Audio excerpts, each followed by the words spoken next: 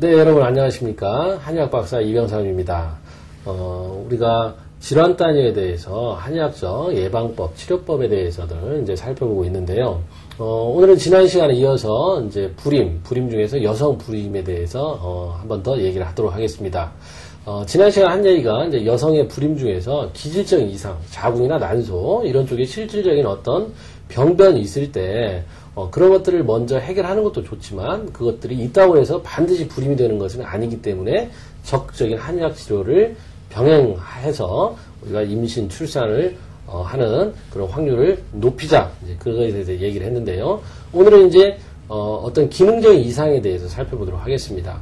우리가 흔히 뭐라고 하냐면 임신이 잘 안 될 때 여성 요인으로 치는 것이 자궁이 차서 그렇다 그런 얘기를 많이 합니다. 실질적으로 우리가 DITI라고 해서 뭐 체열 진단기를 쓰면은 실제적으로 아랫배가 굉장히 차가운 경우들이 많습니다. 아랫배라고 하는 것은 우리가 여러분들이 벨트를 매지 않습니까?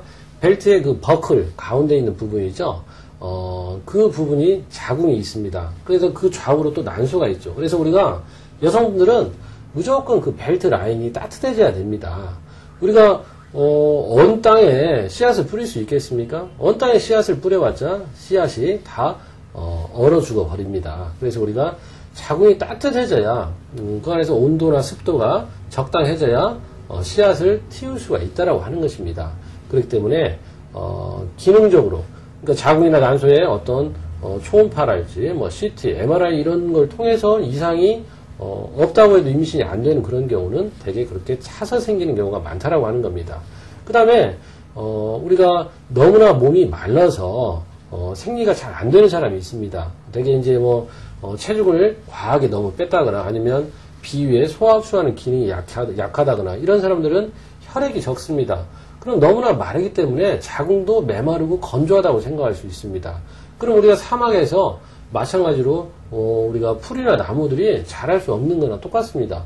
그런 사람들은 또 손발이 찹니다. 그렇죠? 그래서 우리가 손발이 차다, 아랫배가 차다 하는 경우에도 두 가지 경우를 다 생각을 해봐야 됩니다. 그래서 비위가 차서 소화흡수가 안 되는 경우, 이런 경우도 있지만 우리가 예를 들어서 보일러를 떼는데 도시가스가 아무리 펑펑 들어와도 난방을 해줄 수 없는 상태가 있습니다. 그런 경우는 오히려 불을 대주는 게 아니고 물을 넣어주면 내가 가지고 있는 열에 의해서 자발적으로 순환이 되면서 몸이 따뜻해지는 것입니다. 그래서 이제 체질적으로 보면 그것이 소음이다, 소양이다 이렇게 나눠지는데 그러니까 우리가 뭐냐면 몸이 차다고 해서 다 소음인이고 인삼이나 홍삼 이런 열이 있는 약재를 써야 되는 것은 꼭 아닙니다. 그렇기 때문에 여러분들이 우리가 전문가인 한의사한테 반드시 진찰을 받아야 된다는 것입니다.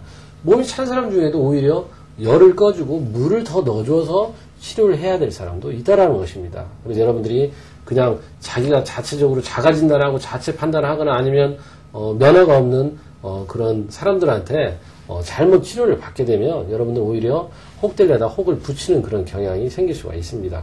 그래서 우리가 불임 중에서 어떤 기질적으로 자궁이나 난소에 이상이 없는 것들 없지만 불임이 된다 이런 것은 기능적으로 문제가 되기 때문에 이런 기능적인 질환에 대해서는 특히 또 한의학이 장점이 있기 때문에 여러분들이 꼭 가까운 한의원에서 상담을 받아보시기 바랍니다. 감사합니다.